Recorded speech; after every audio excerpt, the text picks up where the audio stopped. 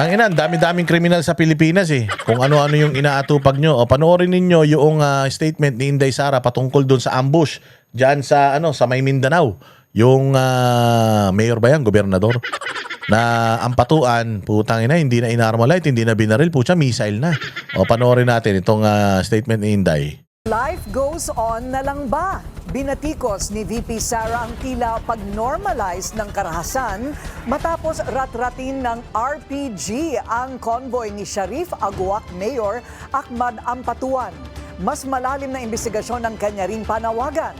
Yan ang agenda report ni Francis Folve. I strongly condemn these acts, especially that I come from Mindanao. Dahil yung mga ganito na mga pangyayari, nagpapakita ng degradation ng peace and order.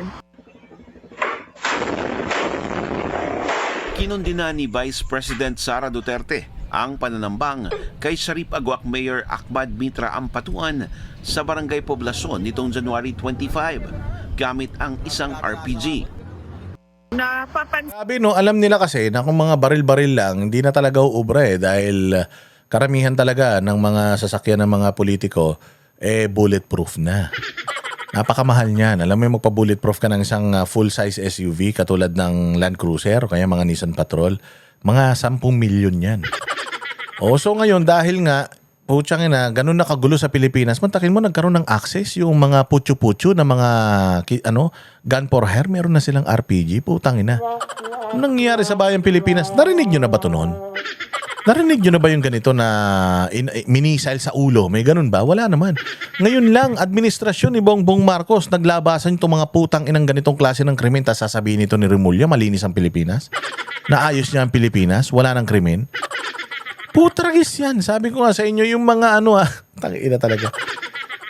Yung magkaroon ka lang ng isang baril, napakahirap na. Yung makakuha ka ng isang baril na burado yung serial number, kung ano-ano pang illegal na mga baril, napakahirap makakuha. Putang ina ito, rocket launcher ang meron. Hayop talaga. Di ba ganyan nakagulo ngayon dito sa Pilipinas, nakakahiya. Nag-message nga si Anharot sa GC namin. Sabi niya, pucha, mga boss dada, alam mo ba? Ibinalita na dito sa Paris. Putang ina, antindi daw dyan sa Pilipinas. Pucha, assassination attempt. RPG. Nakita niyo inassassinate si Donald Trump, yung tinamaan lang yung tenga niya, lumingon siya kaya sa tenga lang siya tinamaan. Puta, imagine mo kung RPG yung pinangano sa kanya. Puta, sa tenga siya tatamaan ng RPG. Putang ina niyan. Wala. Sabog ang mukha mo talaga. Kung mukha ni Ontiveros yung tinamaan niyan, makapalang mukha nun, hindi yung tatablan yan. Pero puta, imagine mo, ganito na tayo sa Pilipinas ngayon. Wala. Ko sa mga otoridad, parang life goes on. Normal lang na merong kang nakikitang RPG sa gitna ng daan. In broad daylight.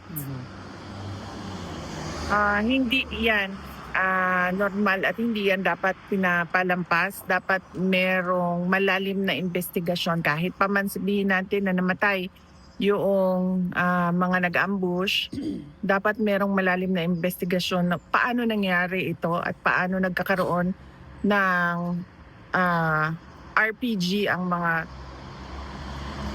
siguro sabihin na natin, civilian. Kasi hindi naman talaga yun mga uniformed personnel. Pero bago pa ang pahayag ni VP Sara, bumuo na ang PNP ng isang Special Investigation Task Group para tukuyin at arestuhin ang utak sa likod ng ambush. Ayon kay PNP spokesperson Police Brigadier General Randolph Tuanyo, ang SITG ay mangangalap ng forensic evidence mula sa sasakyan at mga baril ng napaslang na mga sospek. Nakikita lang natin sa pelikula yung mga ganyung uli ng mga sigaw. Nakikita lang daw sa pelikula po. Ang ina niya. Maramang klaseng PNP to. Ngayon ito pa ay nangyayari. Napag-alaman na ito na ang ika-4 na pagtatangka sa buhay ng nakaligtas na alkalde. Bahagyang nasugatan ng kanyang 2 security escort. Patay naman sa hot pursuit operations ang magkakaanak na 4 na gunmen na posible umanong hired killers.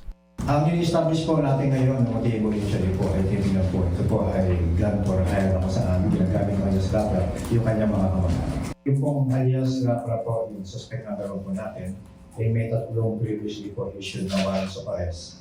Ito po ay warrant of arrest. Utangin na niyan, sipin nyo yan. Meron ng napakaraming warrant of arrest, hindi nyo nahuhuli. Nakapanalasa pa yan. Tayo na yan, si Senator Bong Revilla nakakulong, libing tuloy. Si Senator Bong Revilla nakakulong na. Samantalang ito may 4 na warrant of arrest, putangin na, hindi nyo pa nahuhuli. Anong klase yan? Ayop kayo. Hoy, Boying tuloy. John B. Cremulya, putangin na. Puro ka kasi papresko. Yan yung sinasabi ni Trillanes eh. Wala kang nauhuli. Tangin na, mas maraming beses ka pang nagpapa-retouch ng makeup mo sa tuwing magpapa-interview ka kaysa sa magpagtatrabaho mo. Gusto mo maging presidente? Nang tinapay ka. Merong 3, 4 na warrant of arrest, hindi na aaresto. Puta, may dala pang rocket launcher. Saan ka naman? Sa kasong matter. Una nang itinanggi ni Moro Islamic Liberation Front o MILF Commander Dato Blackstone Adam ang kumakalat sa social media na may kaugnayan ng kanilang grupo sa pag-ambush kay Mayor Ampatuan. Dagdag niya, patuloy Putangin na, military grade yan. Alam mo, putangin na kung ako, paano ko papatama yan? Sabi ko nga sa'yo, pumuputok na ako, hindi pa ako sintado. Putya, ito missile. Tanginan to. Hindi to basta-basta gun for hire. Puta, matindi ito. Baka dating militar pa yan o ibig sabihin talagang nagpa-practice ka ng magpasabog ng RPG na yan. Putya, ang layo. Kangina na target mo, sapul na sapul.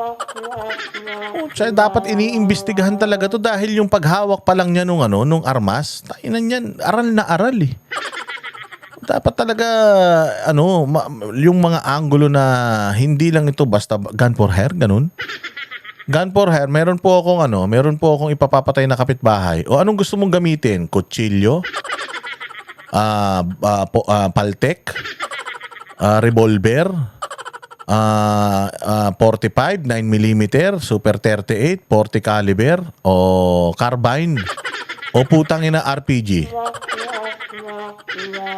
Pucha yan, di ba? Hindi basta-basta gun for hire to. Kailangan malaman talaga natin kung anong kaya lang, dead man cannot talk, sabi nga, patay yung 3 eh. O paano pa magsasalita yun? Sinong amo ng mga yan? tuloy ang kanilang koordinasyon at pakikipagtulungan sa pamahalaan para matiyak ang seguridad at katahimikan sa lugar. Para sa So ito na yung sinasabi ni Inday Sara na putyang ina parang normal lang. Mantakin mo ilang araw na yung nakalipas, wala man lang. Parang hindi man lang tayo naaalarma. O ganun-ganun na lang ba tayo?